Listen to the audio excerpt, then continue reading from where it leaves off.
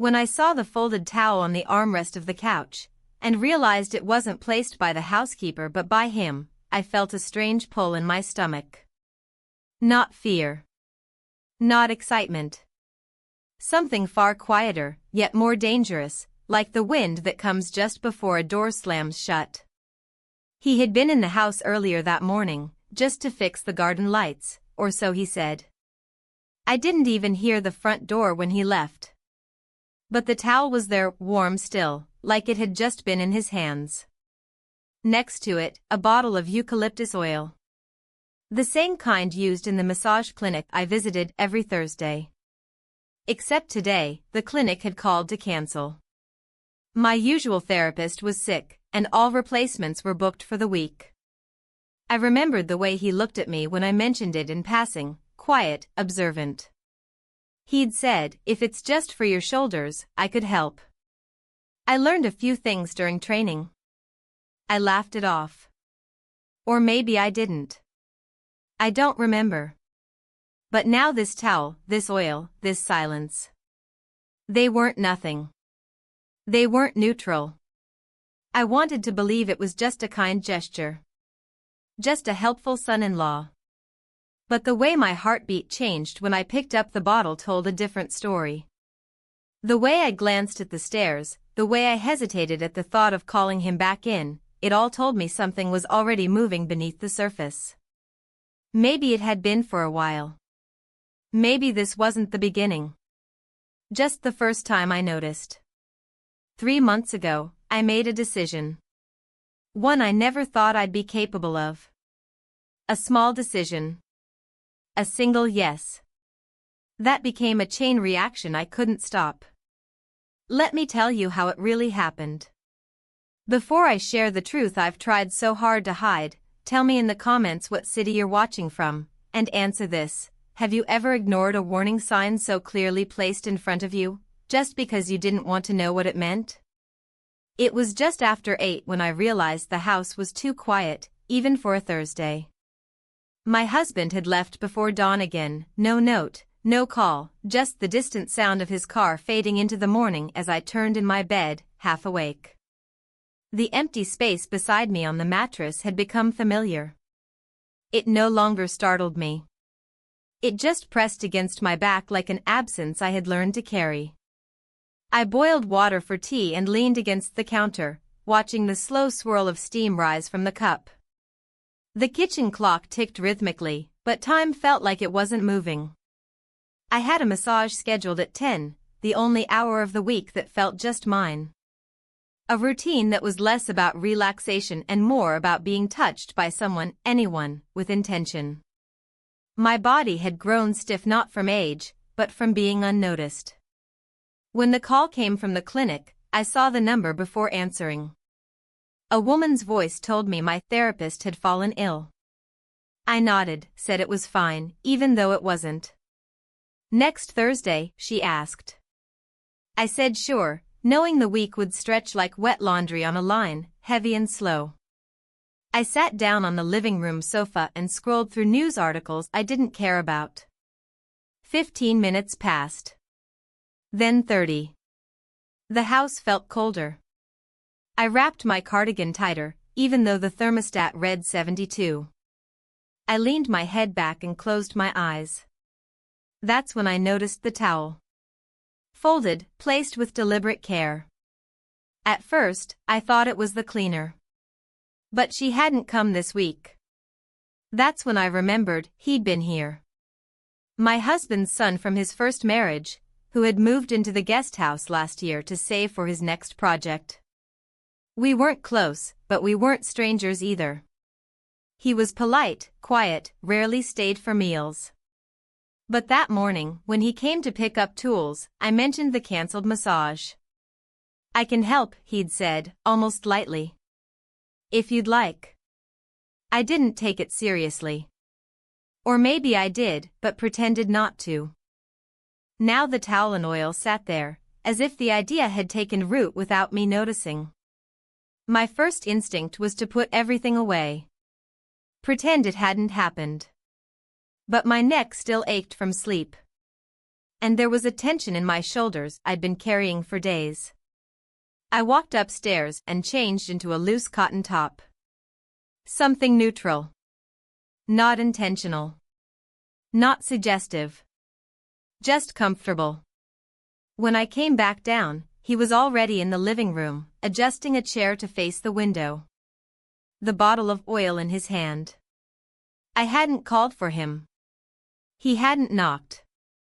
Somehow, he knew. "I thought I'd leave this here," he said, lifting the towel. "In case you changed your mind." I nodded. That was all. I sat down, and he moved behind me. The first touch was light, uncertain, almost clinical. His fingers found the spot beneath my left shoulder blade and pressed gently.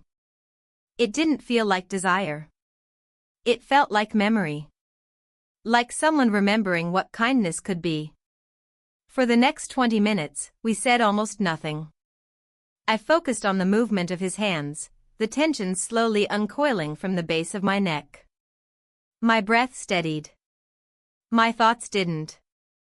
I wanted to believe this was still nothing. That it could be filed away in a drawer labeled harmless. But my mind wandered to the last time someone touched me like this. It had been months. Years, maybe.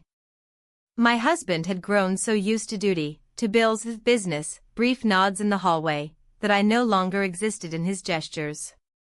We were a team on paper, not in breath or body. When the massage ended, I stood up too quickly. The blood rushed to my head. I gripped the back of the chair for balance. He touched my elbow to steady me, a brief gesture, not inappropriate. But it lingered, just half a second longer than it needed to. That was the first sign I let slip past me. He picked up the oil and towel, asked if I felt better. I said yes. He nodded and left. The silence returned to the house like a familiar coat. I sat back down on the sofa, looked out the window, and let my tea grow cold. I should have texted my husband. Told him I missed him. But I didn't. Instead, I stared at the indent his son had left in the chair cushion, and wondered what that said about me. Later that night, while folding laundry, I paused at a shirt that wasn't mine. One of his.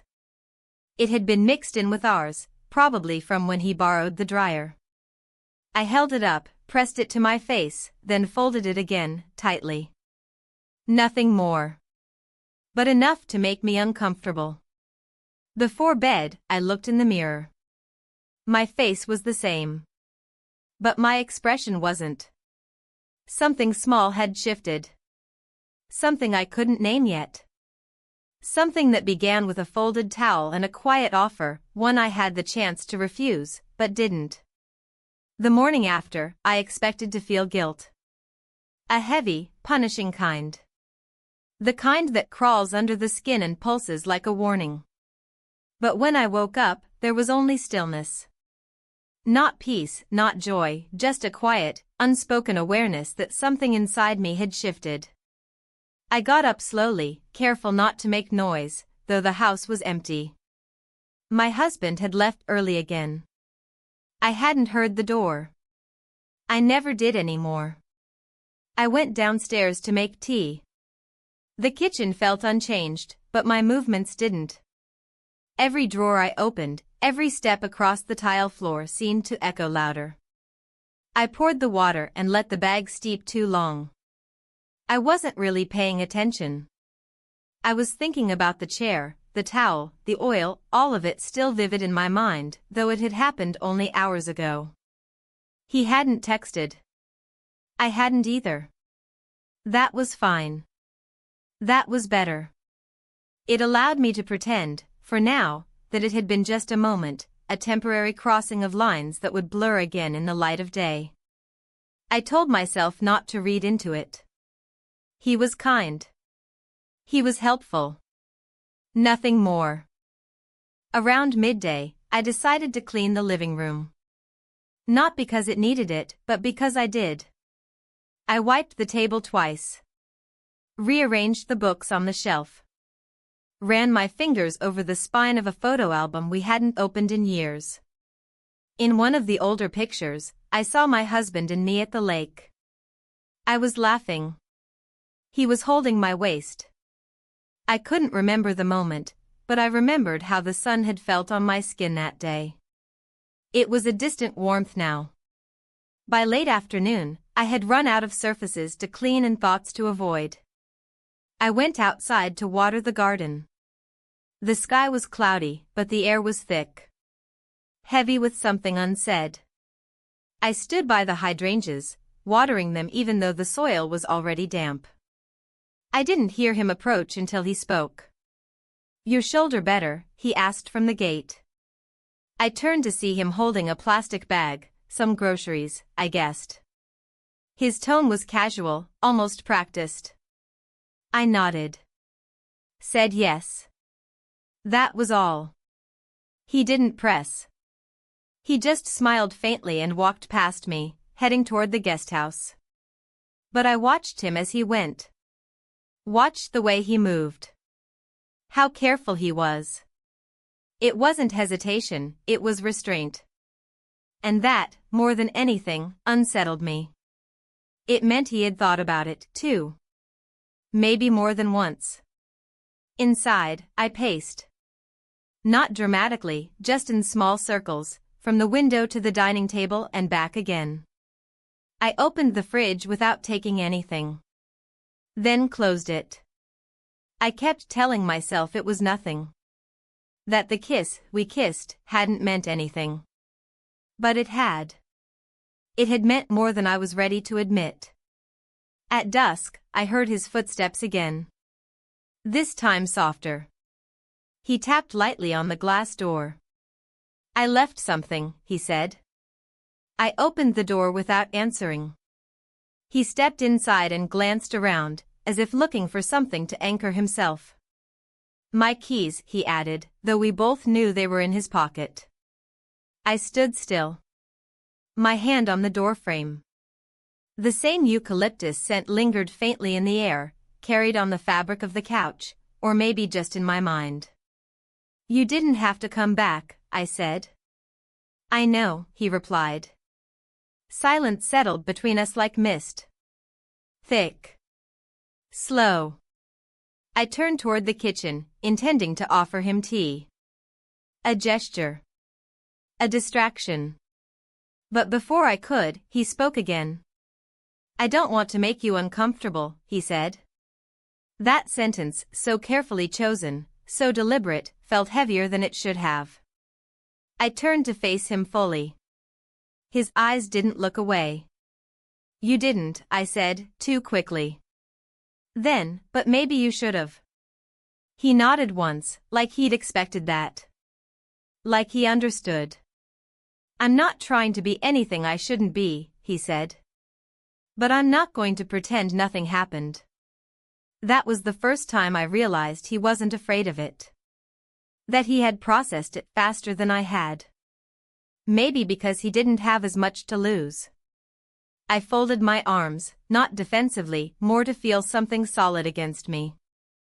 Something real. My voice came quieter than I expected. "This can't happen again." "I know," he said. But it didn't sound like agreement. It sounded like acknowledgement. As if we were naming a rule we both knew might be broken.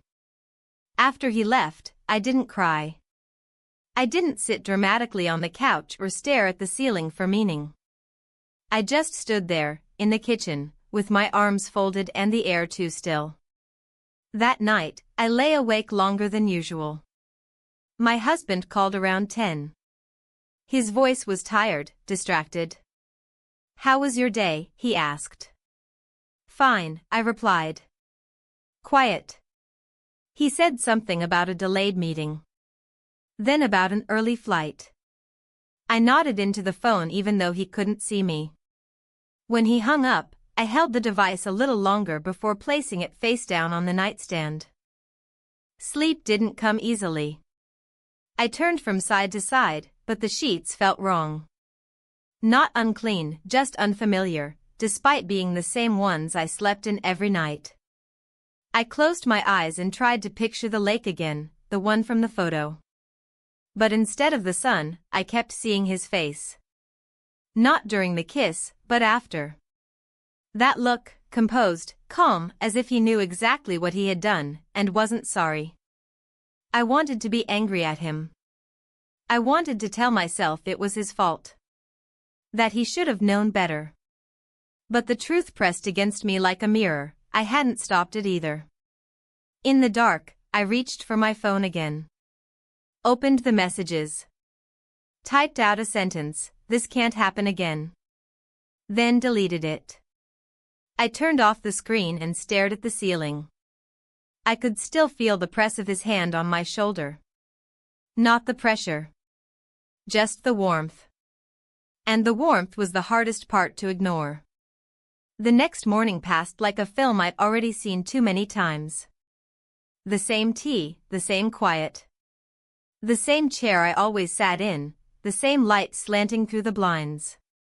Nothing had changed, and yet everything had. I kept thinking that perhaps I'd imagine it differently once enough time passed.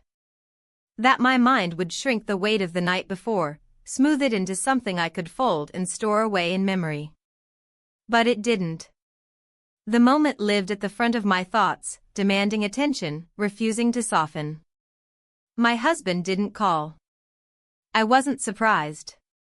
He had a pattern, 3 days of silence, then 2 minutes of breathless updates about how busy everything was. I used to nod through those calls, reassuring him.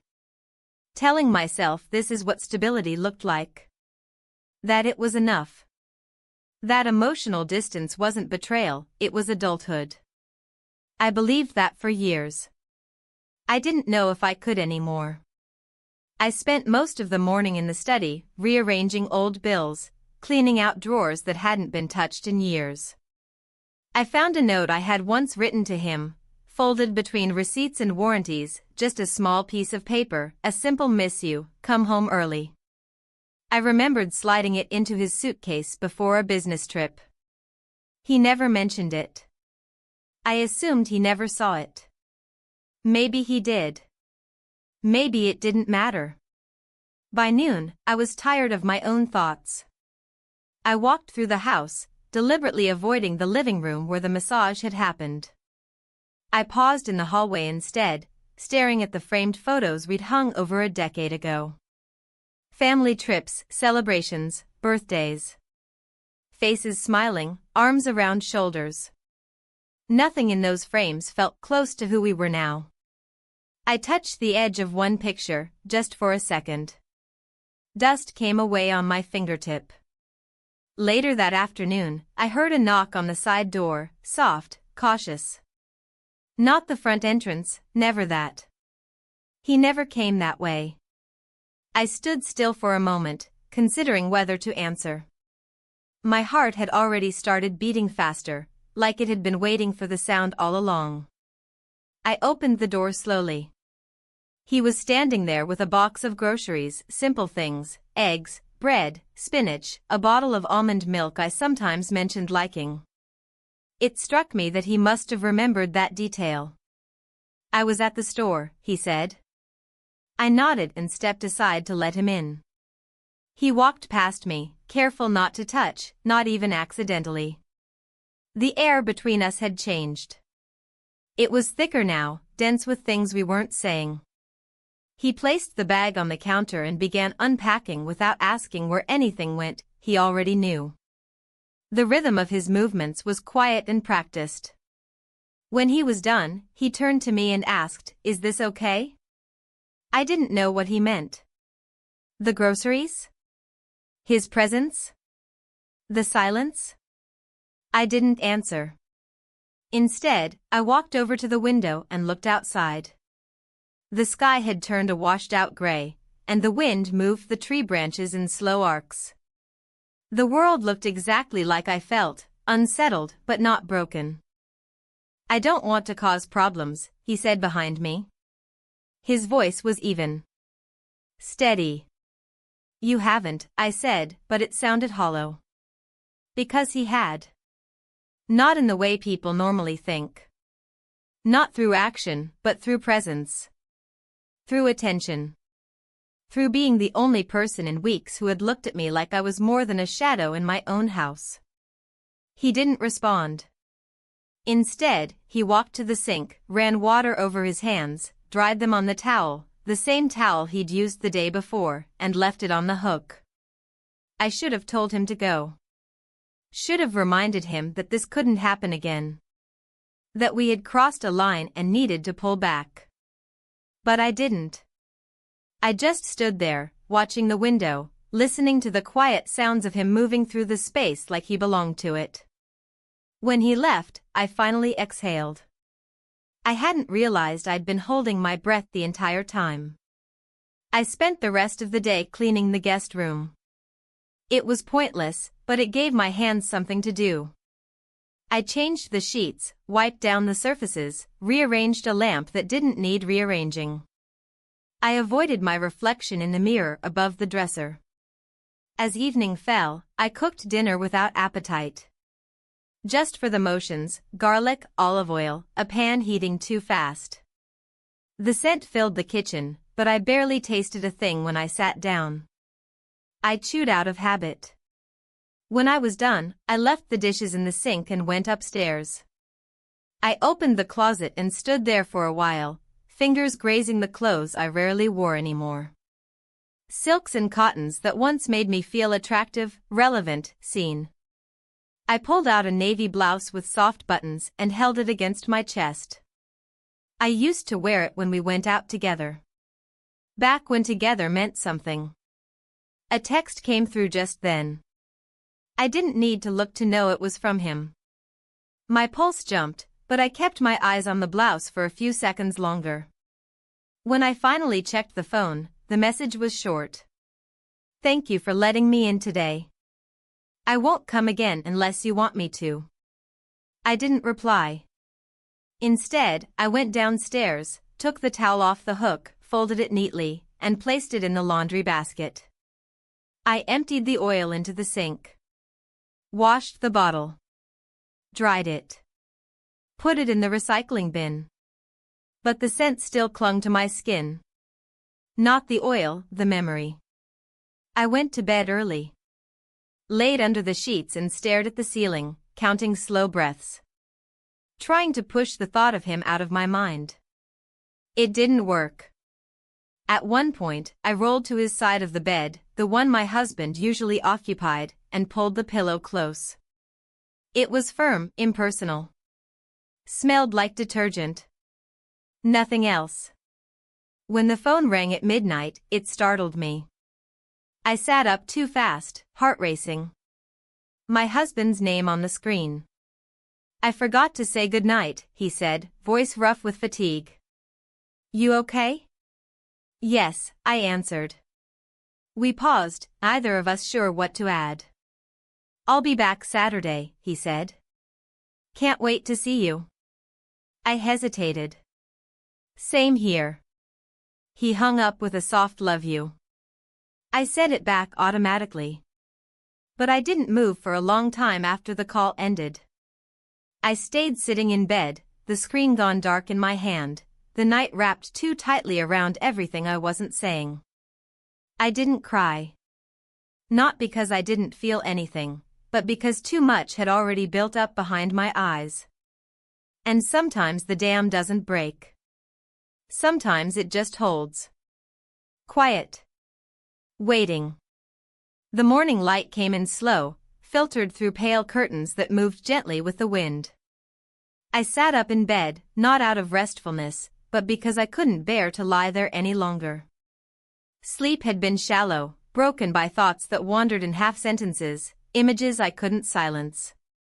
I pressed my palms into my eyes for a moment, trying to erase the residue of the night, but it lingered, like the last hum of a song long after it ends.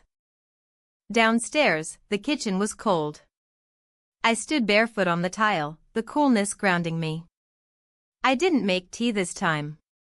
I simply stood there, hands on the counter, waiting for something to shift inside me. It didn't.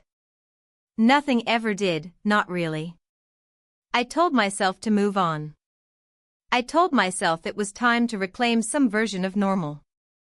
I pulled open the blinds. Let light flood the space. It didn't help, but it made the room look honest. I checked my phone and found no new messages. No missed calls. Nothing from him. That, at least, was a relief. Or should have been.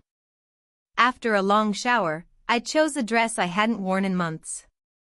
Something loose, soft, with sleeves just long enough to make me feel covered. I didn't wear makeup. I didn't need to. Today wasn't about being seen, it was about control.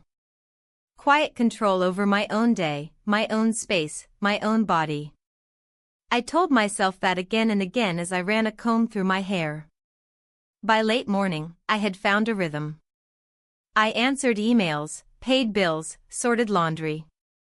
Folded my husband's shirts with the usual precision, stacking them in threes like I always did. The mundanity helped, in a strange way. It made the other thoughts smaller, easier to move past. I convinced myself of that. In the early afternoon, I went to water the garden again. The sun had emerged, not brightly, but enough to make the leaves glisten. I wore sandals and walked slowly across the grass. The hose uncoiled easily in my hands. The spray was light. I tilted it up for a second and watched the droplets scatter like mist. I didn't hear him at first. But I felt the change in the air, the subtle awareness of someone nearby. When I turned, he was standing at the edge of the yard, hands in his pockets, waiting like he didn't want to startle me. There was a stiffness in his posture. As though he wasn't sure what version of me he'd encounter. "I was just passing by," he said after a moment. "Thought I'd check on the fig tree." His voice was level, but there was something behind it, something cautious. I nodded. "It's fine."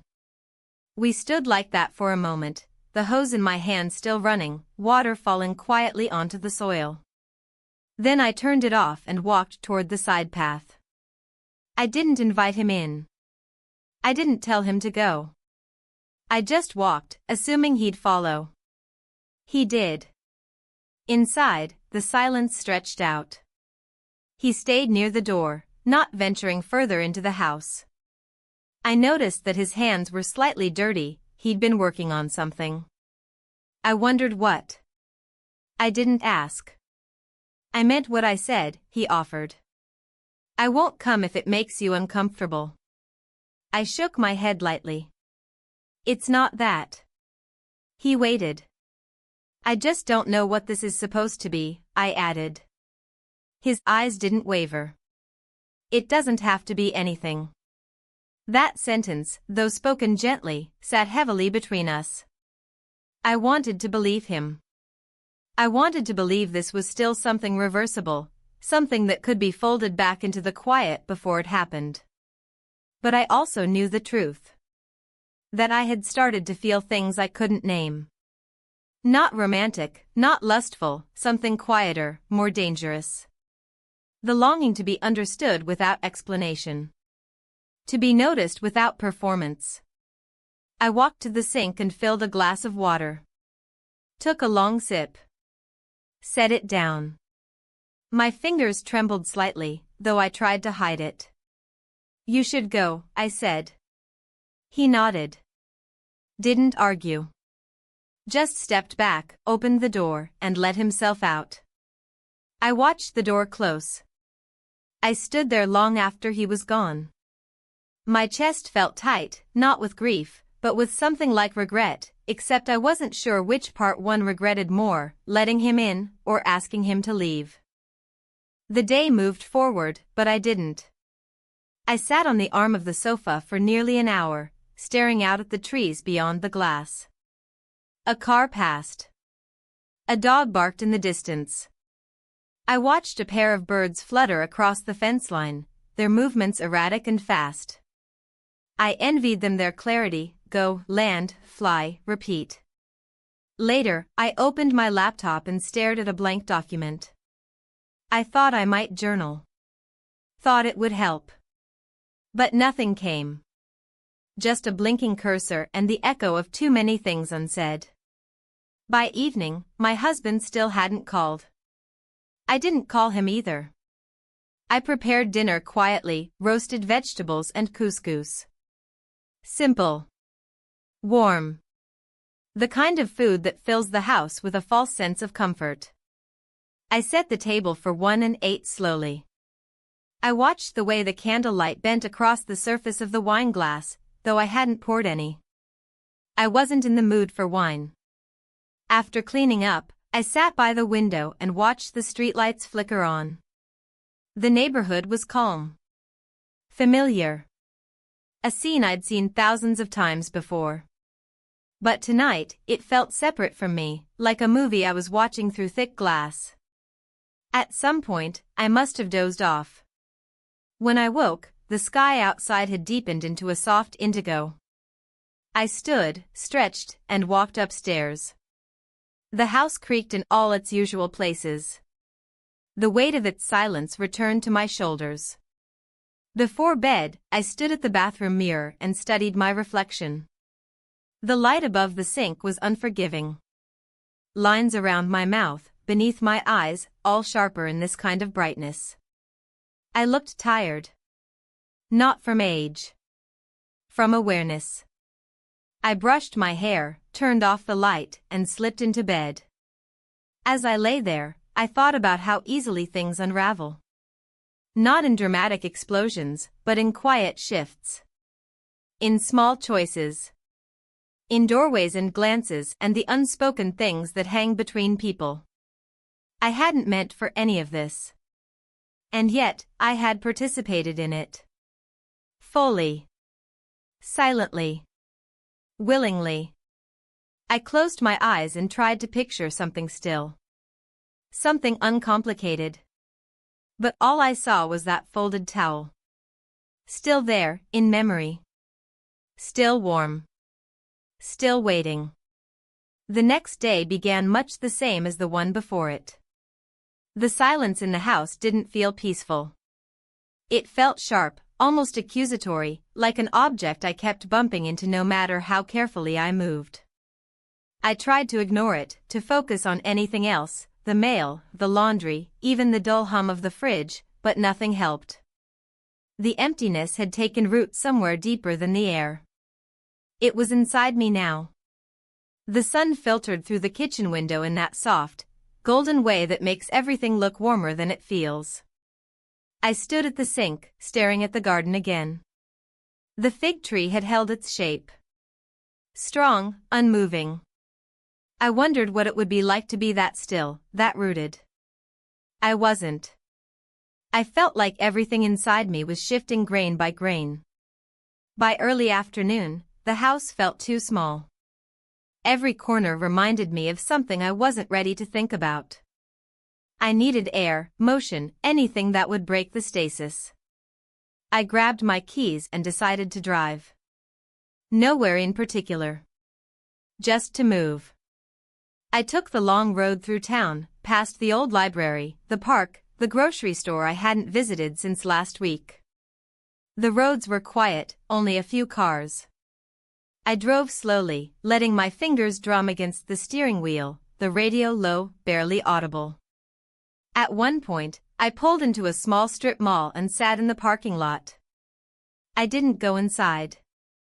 I just stared at the storefronts, a pharmacy, a bakery, a place that sold candles and home decor. Everything looked ordinary. That's what startled me the most. How the world could go on looking the same while mine had quietly altered itself from the inside out. Eventually, I drove back. The house looked exactly as I left it. Of course it did. But stepping inside felt different, like walking into a paused movie that had been waiting for me to resume the story. I placed my keys in the bowl by the door and stood there for a moment. The kitchen still smelled faintly of last night's garlic. The towel he'd used was gone now, washed and folded, back in the linen drawer. But even so, I felt the echo of him in the room, not physical, not lingering, just the knowledge that he had once been here. The doorbell rang in the late afternoon. I wasn't expecting anyone. I hesitated before answering, wiping my palms on my jeans. When I opened the door, he stood there, not holding anything this time. No groceries, no tools, no pretense. I didn't want to text, he said quietly. I wasn't sure if that would be okay. I stepped aside to let him in. He moved slowly, cautiously, like someone entering a museum after hours. He stood in the middle of the living room for a moment, uncertain. I gestured toward the kitchen table and we both sat, the wood cool beneath my fingertips. The silence between us wasn't awkward. It was expectant. Like we both knew something was coming but weren't sure who would speak it first. He was the one who broke it. I've been trying to stay away, he said, eyes down. But it doesn't feel right pretending we didn't cross that line. We did, I said, flatly. His gaze lifted. He didn't nod. Didn't argue. Just waited. I didn't know what I wanted to say. My thoughts were tangled, not dramatic or poetic, just layered in quiet confusion. I picked at a thread on my sleeve, needing something to anchor myself. I'm married, I said finally. I'm not naive. I know what this looks like. What it is. I know, he replied. And I stopped. The word I was going to say felt wrong. He wasn't just my stepson. He wasn't just someone staying in the guest house. He had become something I didn't have a name for. He looked down again. I'm not trying to justify anything. I just wanted you to know. I think about it, too. I leaned back in my chair, exhaling slowly. The weight of the past few days settled over my shoulders like a thick shawl. I wanted to be angry at him. I wanted to accuse him of making things complicated. But I couldn't. Because I had made choices, too. Because I had let it happen. Because a part of me, however small, had wanted to feel visible. We sat in silence again. He reached into his coat pocket and pulled out something small, a folded piece of paper. He slid it across the table toward me without comment. I hesitated, then unfolded it. It was a printout of an old family photo, one I didn't even know existed. The three of us, standing outside on a sunny day. I had my arm around him. He was younger, thinner, smiling in that awkward way teenagers do. My husband had one hand on my back, looking at the camera with the same detached presence he always had. I found it in one of my boxes, he said. Didn't know if you'd seen it. I studied the image. It struck me how different we all looked, not just in age, but in energy. I barely recognized the woman in the photo. She seemed so sure of herself. So whole. I folded the paper and set it on the table. I'm not proud of what's happened, I said. Neither am I. But I don't regret it, I added, before I could stop myself. He didn't react. Didn't smile. Didn't move. Just looked at me, calmly, without judgment. And in that moment, I felt something shift. Not guilt. Not even shame. Just the clear understanding that this thing between us wasn't an accident. It wasn't a moment of weakness. It had been building quietly, piece by piece, over time, in the silences, in the glances, in every overlooked moment of closeness that should have stayed innocent but didn't. When he stood to leave, I didn't follow him to the door. I remained at the table, listening to his footsteps retreat. The front door opened and closed with a soft click. I sat there long after, the photo still in front of me. The image didn't change, but my understanding of it did. I wasn't that woman anymore. And maybe I hadn't been for a long time. Later that night, while brushing my teeth, I caught my reflection in the mirror and paused. I studied the angle of my jaw, the curve of my mouth, the weight in my eyes. I was still me. But not the same. Not quite. Before bed, I pulled the navy blouse from the hanger again and laid it on the chair near the window. I didn't wear it. I didn't need to. I just wanted to remember how it once made me feel. Not for anyone else. Just for myself. Then I turned off the light, crawled into bed, and stared at the ceiling in the dark. My heart was calm, my breath steady. But the silence still pressed in, thick and watchful. We kissed. And no matter what came next, that fact lived now in the marrow of my days. Quiet. Undeniable. Real. The next morning came without warning. No birdsong, no filtered light through the blinds, just the flat gray of a sky that hadn't decided whether it wanted to rain. I sat on the edge of the bed for a long time before standing. My feet met the floorboards like they didn't quite belong to me anymore. Everything in my body felt heavier, not from exhaustion, but from the weight of having crossed into a version of myself I hadn't planned to become. Downstairs, I made toast I didn't want and watched it go cold beside my tea. I didn't move to eat, didn't move to clean up. Instead, I leaned against the counter, arms folded, eyes fixed on the half-open back door. The wind nudged it, just slightly. It creaked like something trying to speak. I thought about calling my husband. He had said he would come home today, earlier than usual, something about a meeting being cancelled. I had nodded on the phone the night before, but now I wasn't ready. Not for the weight of his voice in the house again. Not for his questions, even if they never came. He never asked, not really. And that silence between us had become both a shield and a sentence. I went into the laundry room and began folding towels, placing them into neat stacks. The repetition helped. Corners aligned. Edges smoothed. Fabric folded into shapes that didn't ask for anything. I liked the illusion of control, even if it was small. Around midday, I heard his voice. Not my husband's, the other one. Through the open kitchen window, I heard him calling the dog from next door. I didn't even know he knew the neighbor's dog's name. The sound was casual, like nothing had changed. Like we were still two people with clearly drawn boundaries. But we weren't. I didn't go to the window. I didn't call out. I just listened. My pulse did something I wish it hadn't. A small stutter. A pulse of warmth in my hands. I shook it off and returned to the towels. An hour later, my phone buzzed. A text. Not from him, and not from my husband. From the massage clinic. They had a cancellation, a 3 p.m. appointment, if I still wanted it.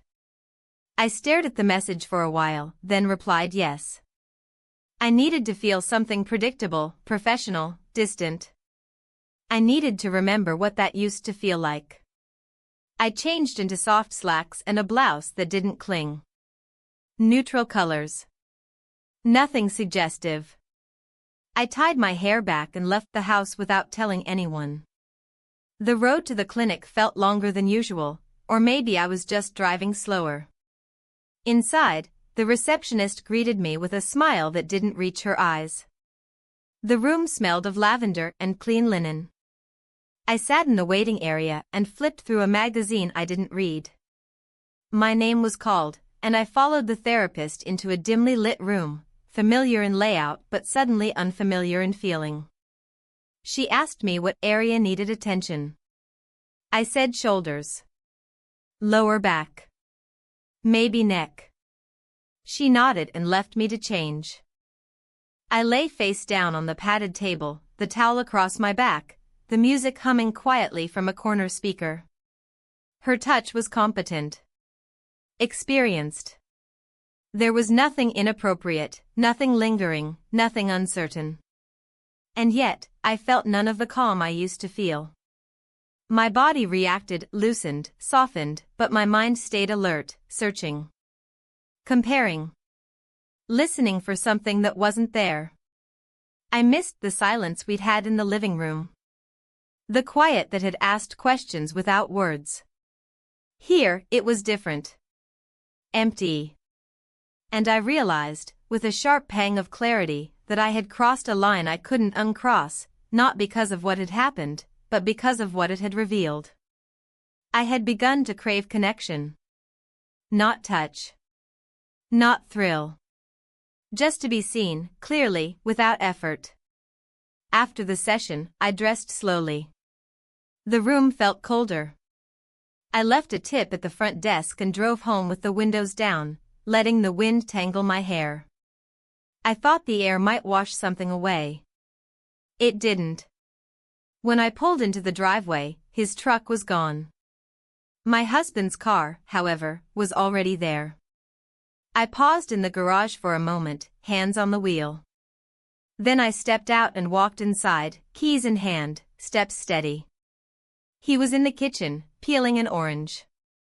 He looked up, smiled, and said, "Hey. You're home." I nodded and placed my purse on the counter. "Massage," I said. "Last-minute cancellation." He glanced at the clock. "Good timing. You've been tense lately." I poured myself a glass of water. My hands didn't shake. Not visibly, anyway. He walked toward me and placed his hand lightly on my back, between my shoulder blades, the same place I had been touched just days before. The weight of it was familiar, impersonal. I waited for something inside me to react. Nothing did. He asked about dinner. I said I wasn't hungry. He offered to make something simple. I said I'd eat later. The conversation was smooth, practiced. Like we'd spent years choreographing these interactions. That night, we watched television. Or rather, he did. I sat beside him, legs curled under me, gaze unfocused. The screen flickered. A laugh track played. A couple kissed. The audience clapped. My husband chuckled and reached for his drink. I sat very still. Later, he went upstairs first.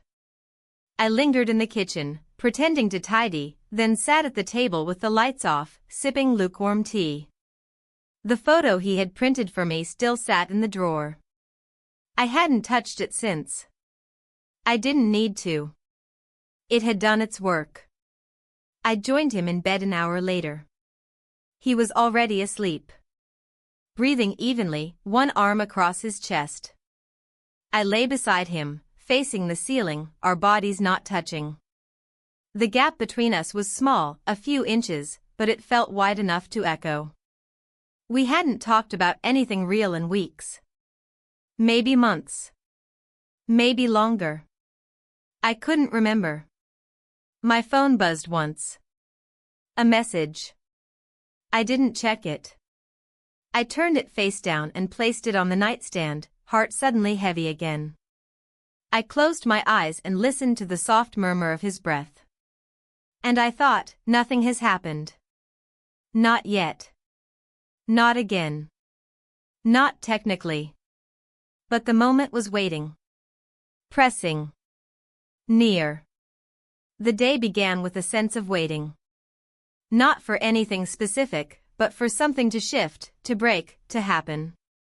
I moved through the house like I was walking through mist, each room soft-edged, slow, and strangely quiet even for a place that had grown used to silence. My husband had left early again, leaving behind only the faintest trace of his presence, a coffee mug on the table, a damp towel in the bathroom, the shallow impression of his weight still lingering on his side of the bed. I didn't mind his absence. Lately, I had come to rely on it. The morning passed in fragments, small chores, muted thoughts, background noise I didn't pay attention to. I tried to read but couldn't focus. I turned on music but turned it off moments later. I went to the kitchen and stood at the counter for a while, my hand resting on the cool marble, my gaze fixed on the bowl of fruit I had no intention of eating. Just after noon, I heard the knock. It was soft, familiar, and without hesitation. Not urgent, not unsure. I didn't rush to the door. I walked slowly, almost as if I were floating toward it. When I opened it, he stood there, looking exactly as I expected, calm, composed, hands loose at his sides. He said nothing. Neither did I. I stepped aside. He walked in. There was no pretense this time. No groceries, no errands, no conversation about trees or house repairs. We moved quietly through the hallway, past the kitchen, and into the living room. I didn't ask why he was here. I didn't need to. He paused near the armchair where he had sat the last time. I stood behind the couch, hands resting on its back, heart beating steadily but not calmly. I had a dream, he said finally, voice soft but clear. You were standing in the garden. Same dress. Same look in your eyes. I didn't ask what the look was. I didn't want to hear it out loud. Some things are better left unnamed. I sat down first. He followed. The couch felt different with both of us on it. Not cramped, but close. Closer than we had ever sat before without speaking. I folded my hands in my lap, then unfolded them again. The silence between us wasn't uncomfortable. It was expectant. Like the pause before something final. I wasn't planning to come, he said. But I couldn't not. I didn't ask you to, I replied, though it didn't sound like a protest. I know. He looked at me then, fully, directly. Not with hunger or guilt, but with something else. Something harder to define. It wasn't affection. It wasn't remorse. It was recognition. And it made my breath catch for half a second. I shifted in my seat. The cushion moved with me. My thigh brushed against his. Neither of us moved away. I turned my face slightly, not toward him but not away either. The moment hung there between us, suspended, still, waiting for breath to tip it forward. We spent the night together. When I woke, it was still dark. The curtains hadn't yet taken on the color of morning. I didn't move. My body was still. My mind quiet. For once, there were no racing thoughts, no guilt clawing at the edge of my conscience. Only the low, steady hum of awareness. Beside me, I heard his breathing. Deep, slow. Asleep. I shifted slightly, careful not to disturb him. The blanket slipped from my shoulder, and I pulled it back into place, more out of habit than modesty. I stared at the ceiling. It looked no different than it had the night before. But the space around me had changed. The air, the weight of it, the way it pressed against my skin. I listened to the tick of the clock from the hallway. It felt louder than usual. Then the phone rang. It wasn't loud, but it cut through the air like glass.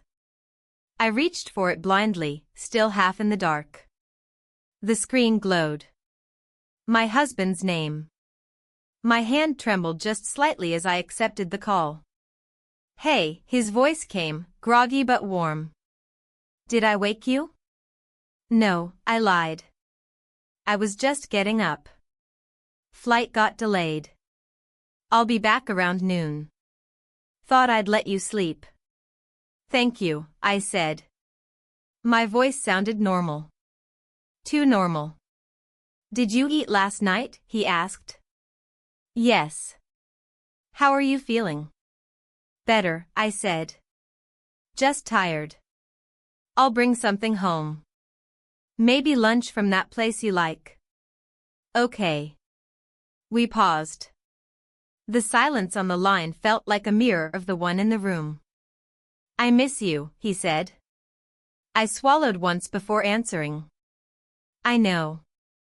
The call ended. I placed the phone back on the nightstand, the glow disappearing instantly.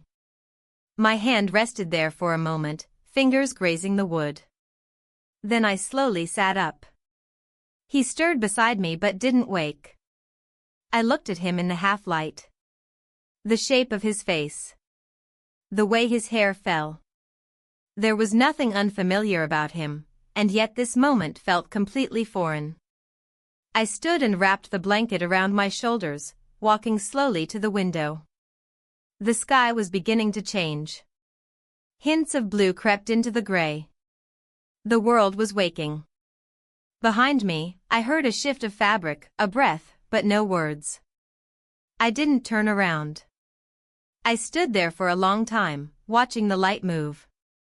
Everything outside the window looked exactly the same. And yet, I knew it wasn't. I wasn't. I didn't feel shame. I didn't feel vindication.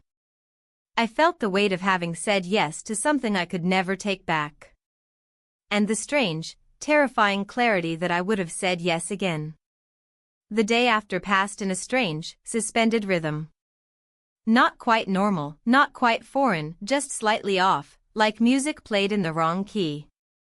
The morning light came too fast, the house too quiet, though every room felt as though it had been disturbed. Not by sound or motion, but by memory. A heaviness hung in the air, one I couldn't clear no matter how many windows I opened or how long I stood outside letting the breeze brush against my skin. My husband returned before noon, as promised. I heard the car door shut, the trunk click open, then close again. His footsteps on the front path were familiar, rehearsed. I stood in the hallway, trying to gauge what version of myself to become. The one who greeted him with a smile and took the bag from his hands? The one who stayed silent and let him speak first? He walked in with a paper bag from the cafe downtown and placed it on the counter. He kissed my cheek, quick and thoughtless, as though kissing were an obligation, a greeting, not an intimacy. I barely registered the pressure of his lips. The moment passed before I could decide how to respond. "I brought soup," he said. "And that salad you like?" They forgot the extra dressing again. I nodded. "Thank you." He unpacked the containers while I took out bowls and spoons. We didn't speak much. The scrape of cutlery, the soft thud of paper containers hitting the counter, those were the dominant sounds. He asked about the week. I told him I had cleaned the linen closet. He nodded like that was enough. And in his world, maybe it was. We ate at the dining table, side by side. I watched the light shift on the tablecloth, how the sun drew long, soft rectangles across the faded blue fabric. He spoke about work. A client's indecision. A project delay. A conference call that went nowhere. I made the right sounds, interest, empathy, agreement, but none of it reached my center. After lunch, he said he was going to shower. He touched my shoulder lightly as he passed. I flinched, though not outwardly. Just enough that my breath caught for a beat longer than usual. When he was upstairs, I took the empty containers to the bin, washed the bowls, dried them slowly. Each motion deliberate. Each task a placeholder for all the things I couldn't say. Later, he came down wearing a fresh shirt, his hair still damp. He looked more rested than he had in weeks. It startled me that I could notice such a thing and feel so removed from it. "I might take the car in later," he said. "It's been making that noise again." I nodded. "It might be the brakes." He paused near the door. "Want to come?" "No," I said. "I have laundry to finish." He didn't question it. He just picked up his keys and left. The door closed behind him with a soft click, and I stood in the middle of the hallway, suddenly aware of how vast the space between us had become. I walked to the guest room, the one he had stayed in when we first moved in together, before we remodeled. It had been used mostly for storage in recent years, but recently I'd begun keeping it clean again, as if I were preparing it for something I couldn't name. Inside, the bed was neatly made. The small lamp on the nightstand still worked. I sat on the edge of the mattress and looked around. The air smelled faintly of detergent and dust. Nothing more. No trace of the night. No echo of breath or movement. It felt like the opposite of what it had been, now sterile, undisturbed. I opened the drawer of the nightstand and found it empty, save for a folded scrap of paper. At first, I didn't recognize it. Then I remembered the photo he had printed. The three of us. That afternoon. That summer. I unfolded it and stared at our faces. We looked like a family. We looked like we belonged to one another. And in a way, we did. But not anymore. Not in the way people mean when they say that word. A noise in the hallway startled me. I stood quickly, heart jumping, but it was only the floor settling. The house reminding me it was still here, still watching. I left the guest room and closed the door behind me. Later that evening, after the sun had dipped low and the sky turned the color of old paper, I sat on the back steps with a mug of tea. I watched the trees sway gently, the wind moving through them like fingers through hair. I heard a dog bark 2 houses down. The clink of someone setting dishes in a sink. The quiet rhythm of life continuing. I didn't cry. I hadn't for days. Not because I didn't feel anything, but because I felt too much, too constantly, and there was no single point of release. The door behind me creaked open. I didn't turn. I wasn't sure if I should knock, he said.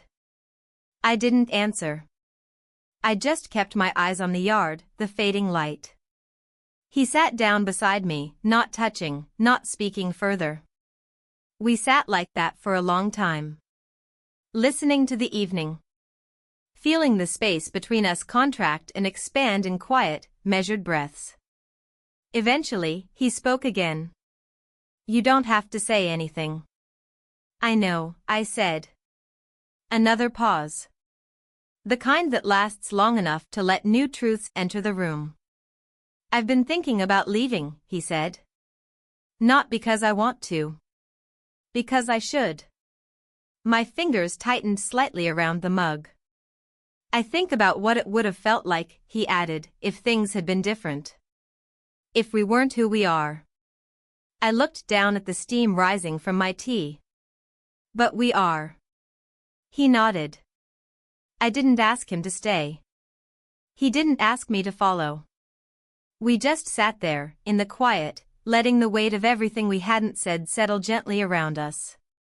That night, after he left, I stood in the kitchen, lights off, the faint hum of the fridge the only sound. I touched the place on the wall where the paint had faded in the shape of an old clock we'd removed years ago. The outline was still there. Like a memory. Like a warning. I went upstairs alone. And for the first time in days, I slept through the night. Not because I was at peace. But because exhaustion eventually silences even the loudest of thoughts. The following days fell into a rhythm that felt both hollow and controlled. I moved through them as though I were reenacting a life I once lived, a role I used to know by heart. My husband was home more often now, perhaps sensing something, though he never said it aloud. He made more effort, small gestures, as if attempting to pull us back into some resemblance of closeness. I smiled when I was supposed to. I responded when asked.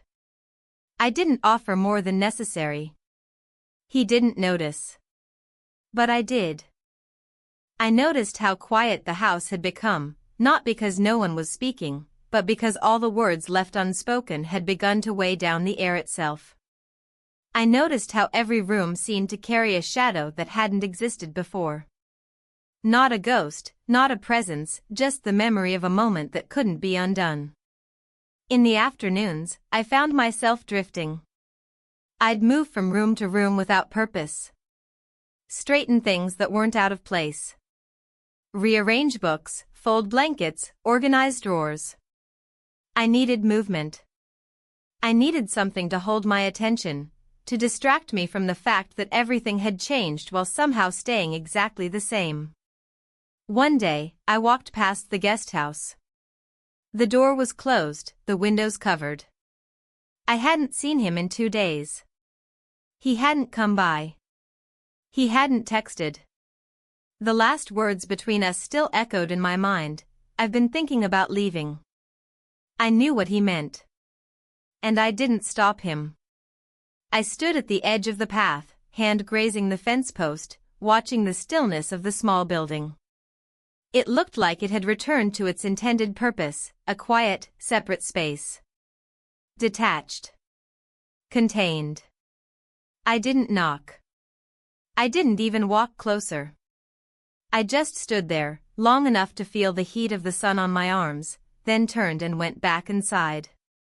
My husband was in the kitchen, scrolling through something on his phone. He looked up, smiled faintly, and asked if I wanted coffee. I said yes. It was easier to agree than to explain that I didn't want anything at all. That night, we had dinner together, just the two of us, like it had been for years. The table was set with care. He had cooked. Something simple, but it smelled good. We talked about mundane things, a neighbor's new fence, a package that arrived late, the weather turning. It all sounded like connection, but it wasn't. It was maintenance. Habit. A language we both still spoke fluently, even when it no longer meant anything. Afterward, I washed the dishes while he stepped outside to take a call.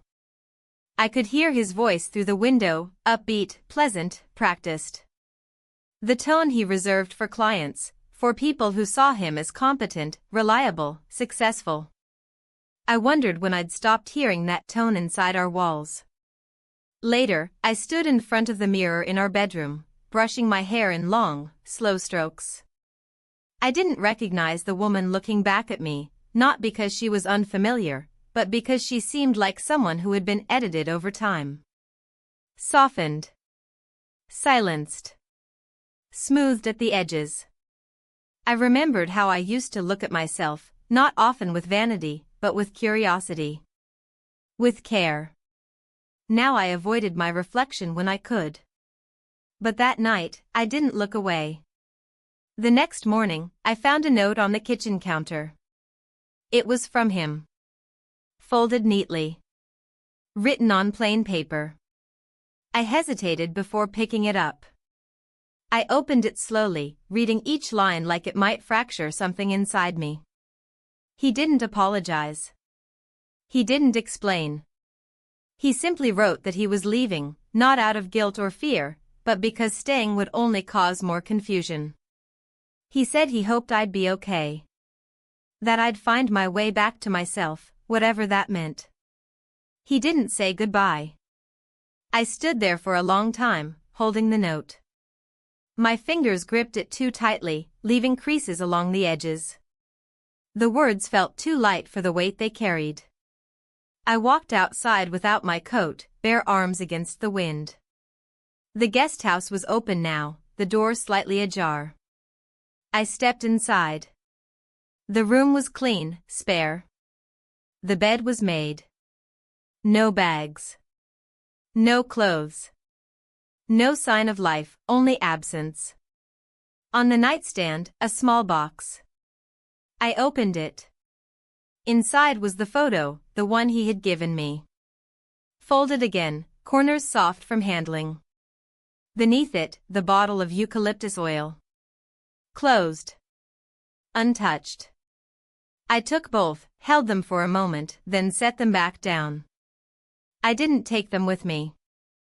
Back in the house, the clock struck something, I didn't count how many chimes. The sound filled the hallway, slow and sonorous. I stood in it, feeling it resonate through the walls, through my chest. Then silence again. When my husband came home, I was already in the kitchen, preparing tea. He kissed the top of my head and asked how my day had been. I said it was fine. He didn't ask more. That night, we sat on the couch. The same couch where everything had changed. He reached for the remote, flipped through channels. I sat beside him, hands folded, watching the screen but seeing nothing. Eventually, I stood and excused myself. Said I was tired. He didn't follow. In bed, I lay still for a long time, eyes open, watching the shadows shift along the ceiling. I didn't cry. I didn't feel panic or regret. Just a quiet, steady sadness. One that had settled too deep to be dislodged. The truth was, I had expected something else. Not a confession, not a confrontation. But something. Some rupture that would force a decision. Instead, everything had ended quietly. Neatly. Like the closing of a door that had never really been open. The next morning, I made the bed, folded clothes, and poured cereal into a bowl I didn't want to eat from. My husband came down late. He asked if I wanted to go out for lunch that weekend. I said we'd see. He kissed my cheek again. I smiled again. Outside, the wind picked up. The fig tree swayed, branches brushing against the windowpane. I stood there, watching the movement, the way the leaves curled slightly at the edges. I thought of him. Of the silence he left behind. Of the weight of knowing he had made the decision I couldn't. And for the first time, I realized he had done what I hadn't had the strength to do. He left. And I stayed. The weeks that followed passed without ceremony. Days folded into one another, quiet and uniform, like pages in a book no one was reading anymore. The air grew cooler, the trees along the street began to turn, and the late afternoon sun cast long, solemn shadows through the windows. I moved through it all with the same silent rhythm I had adopted, present, composed, and only partially awake. My husband seemed content. Maybe even relieved. Our conversations resumed their safe, familiar structure. He would talk about work, a neighbor's new landscaping, or something he read in the paper. I would respond, nodding, asking just enough to give the illusion of closeness. We had become efficient at our roles. Like performers in a long-running play, we hit our marks, delivered our lines, and exited each scene without deviation. But the spaces in between held more weight than before. I thought of him less, not because he faded, but because his presence had moved inward, no longer a loud ache, but a quiet thread running through the center of things. A memory not triggered by objects or places, but by silence itself. I never went back into the guest house. Not once. My husband offered to clear it out one afternoon, saying something about repurposing the space. I said it wasn't necessary. He didn't question it. One Saturday morning, while he was out buying paint samples for the kitchen, I sat on the porch with a blanket around my shoulders and a cup of lukewarm tea. The sky was pale blue, cloudless. A breeze moved the branches of the fig tree, and I watched the leaves spin and catch the light like slow, deliberate dancers. I hadn't written about it. Not in a journal. Not in a letter. I hadn't told anyone. There was no need. What could I say? That for a brief moment I had felt awake again?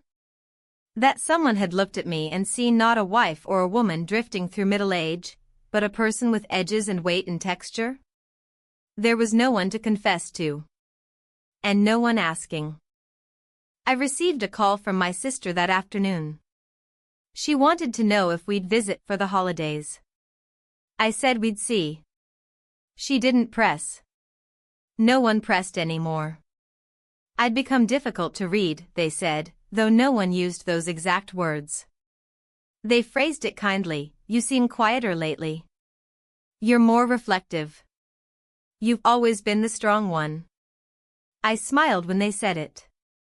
The strength they praised was detachment. That evening, I went through the old photo boxes in the hallway closet. I wasn't looking for anything. I just wanted to see something that wasn't now. I found images of us from years ago, vacations, dinner parties, birthdays. In many of them, I looked just past the camera, smiling with the corners of my mouth but not my eyes. In others, my hands rested on my husband's arm or shoulder in the practiced gesture of partnership. He looked the same in every frame, confident, distant, upright. I kept flipping through until I found one I hadn't seen before. It was tucked between two prints. A photo of me alone, taken from the side, at a garden table. My hair was shorter, the light soft across my cheek. I didn't know who had taken it. Maybe my husband. Maybe not. I looked thoughtful. Still. Like I was waiting for something. Or someone. I put the photo back without taking a closer look. I didn't need to know more. That night, after my husband fell asleep, I lay awake, listening to the rhythm of his breath. The room was dark, save for the faint glow of the alarm clock. I turned onto my side and stared at the wall for a long time. The silence was complete. Not just in the room, but in me. Not empty, but resolved. I thought about the moment I had said yes. I thought about the moment he had walked away. I thought about the life that had continued despite all of it. And I realized the most honest part of me now existed in the space between what had happened and what would never happen again. The next morning, I opened the windows wide and let the air in. It smelled of damp leaves and earth. The smell of endings, and of something else, something less defined. My husband stood in the doorway, watching me from across the room. "You okay?" he asked. "Yes," I said. "I think so." He nodded, satisfied. I turned back to the window and looked out over the yard. The world hadn't changed. The tree still stood. The light still shifted. The sky still opened itself each morning, wide and indifferent. But I had changed. And that would have to be enough.